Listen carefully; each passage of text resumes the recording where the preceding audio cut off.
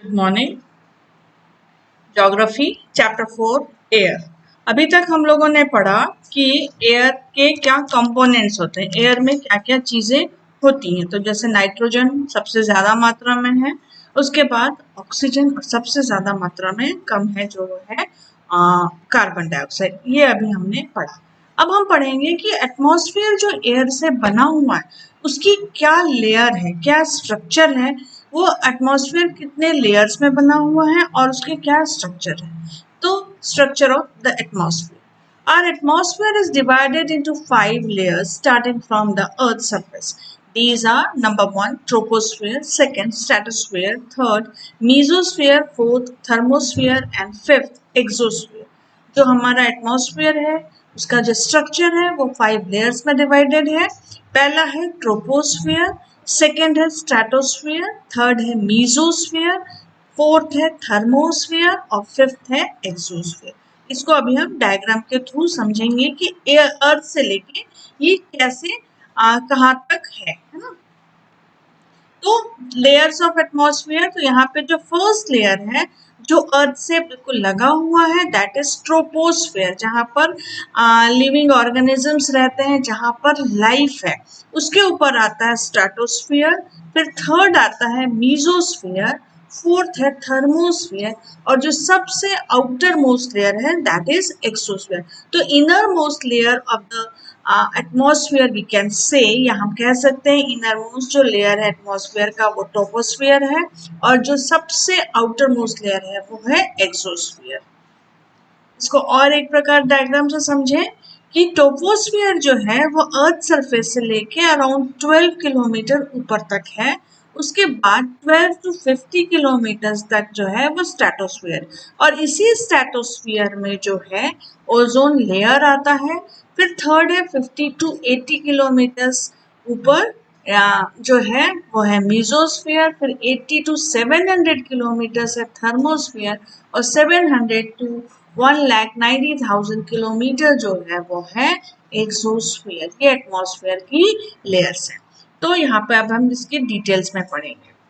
Troposphere, this is the most important layer of the atmosphere. Its average height is 13 kilometer. The air we breathe exists here. Almost all the weather phenomena like rainfall, fog and hailstorm occur in this layer. जो troposphere है वो सबसे important layer है atmosphere का, और जिसकी की height जो है अर्थ सरफेस से लेके ऊपर जाएंगे तो 13 किलोमीटर अबव तक है।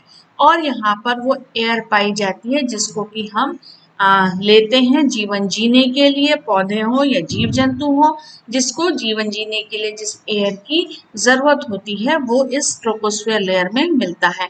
और इस लेयर में बारिश, रेनफॉल, फॉग जो धुंध है वो, और जो ओले की बारिश होती, ऐसे सारी जो घटनाएं घटती हैं वेदर से रिलेटेड वो सब कुछ इस लेयर में होती हैं। तो ये हम बोल सकते हैं कि ट्रोपोस्फेयर जो है वो जीवनदायी लेयर है। अब इसके बाद नेक्स्ट आता है लेयर, वो है stratosphere. Stratosphere. The above the troposphere lies the stratosphere. It extends up to a height of 50 kilometers. This layer is almost free from cloud and associated weather phenomena, making condition most ideal for flying aeroplanes. One important feature of a stratosphere is that it contains a layer of ozone gas. We have just learned how it protects us from the harmful effect of the sun rays. जो stratosphere है उसमें एक बहुत ही important layer है जो कि ozone layer है, जो कि हमारे लिए, जो हमको सन से जो हार्मफुल यूवी रेज आ रही हैं, अल्ट्रावायलेट रेज आ रही है, उनसे हमको बचाता है। और वो ओजोन लेयर जो है वो स्ट्रेटोस्फियर में पाया जाता है। तो स्ट्रेटोस्फियर की जो हाइट है सरफेस एरिया से, सरफेस एरिया के ऊपर 13 किलोमीटर तक क्या पाया जा रहा है, ट्रोपोस्फियर। फिर 13 to 50 किलोमीटर अबव तक जो लेयर पाई जा रही है उसको हम बोलते हैं स्ट्रेटोस्फियर। और ये जो स्ट्रेटोस्फियर लेयर है यहाँ पर ये फ्री है क्लाउड से, और कोई भी वेदर का जो फिनोमेना है, रेनफॉल बोले हम, क्योंकि क्लाउड तो उसके नीचे आ गया, अब तो रेनफॉल नहीं होगा, फॉग नहीं होगा।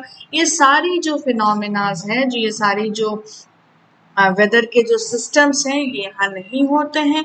और ये सबसे अच्छा होता है एरोप्लेन्स के, आइडियल होता है एरोप्लेन्स के उड़ान के लिए।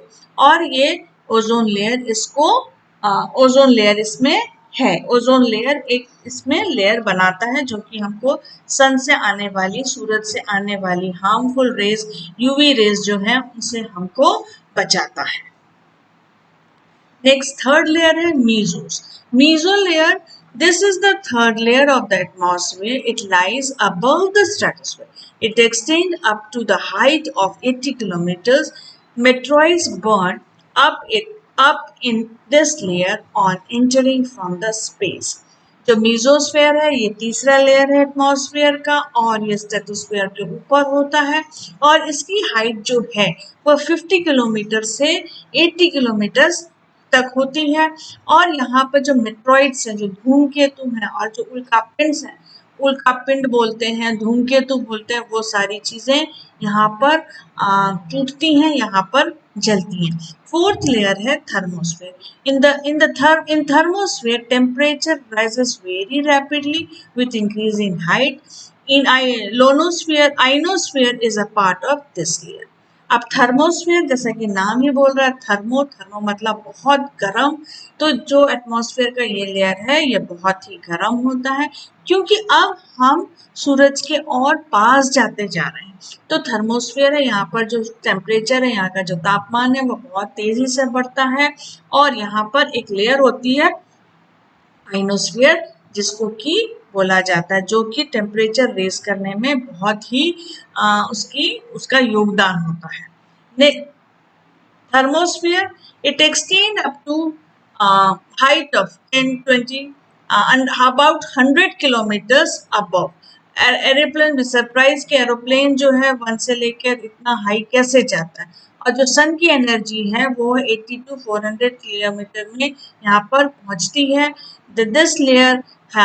This layer helps in radio transmission. In fact, radio waves transmitted from the earth are reflected back to the earth by this layer. तो ये जो थर्मोस्फीयर है, यहाँ पर एक आइनोस्फीयर का जो लेयर बना हुआ है, मतलब जो सन से जो रेडियो एक्टिव रेज आ रही हैं, है ना, और जो अर्थ से जो रेडियो एक्टिव रेज आ रही हैं, उनका ट्रांसमिशन होता है। वो दोनों एक दूसरे से ट्रांसमिट होते हैं, और जो रेज अर्थ से आ रही हैं वो वापस रिफ्लेक्ट हो जाती है, उस आयनोस्फीयर के द्वारा रिफ्लेक्ट हो जाती हैं, और वो वापस अर्थ को चली जाती है। और जो सन से जो इलेक्ट्रो एक्टिव रेज आ रही है वो वापस सन को चली जाती है। तो इसमें ट्रांसमिट होता है, मतलब वहीं से रिफ्लेक्ट होकर वो वापस अपने रास्ते, वापस जहाँ से आई है वो वापस वहां पहुंच जाती है। नेक्स्ट, सबसे आउटर मोस्ट लेयर है exosphere. The uppermost layer of the atmosphere is known as exosphere. This layer has very thin air, light gases like helium and hydrogen float into space from। तो अब next जो layer है उसको हम बोलते हैं exosphere, और ये सब एटमॉस्फेयर का सबसे आउटर मोस्ट लेयर है, जैसा मैं पहले भी बताई। और यहाँ पर इस लेयर में बहुत ही एयर की कमी हो जाती है, बहुत ही लेयर जो एयर का है वो बहुत पतला हो जाता है। और यहाँ पर जो एयर में गैसेस रहते हैं वो हीलियम, हाइड्रोजन रहते हैं, जो कि स्पेस में फ्लोट करते हैं। जो हम जब यदि स्पेस में जाते हैं तो एयर कम हो जाता है और एयर प्रेशर भी कम हो जाता है, जिससे हम हवा में तैरते हैं। और उसी के कारण यहाँ पर क्या मिलता है, किस गैस के कारण हम हवा में तैरते हैं, हाइड्रोजन और हीलियम के। थैंक यू, समझ में आया होगा।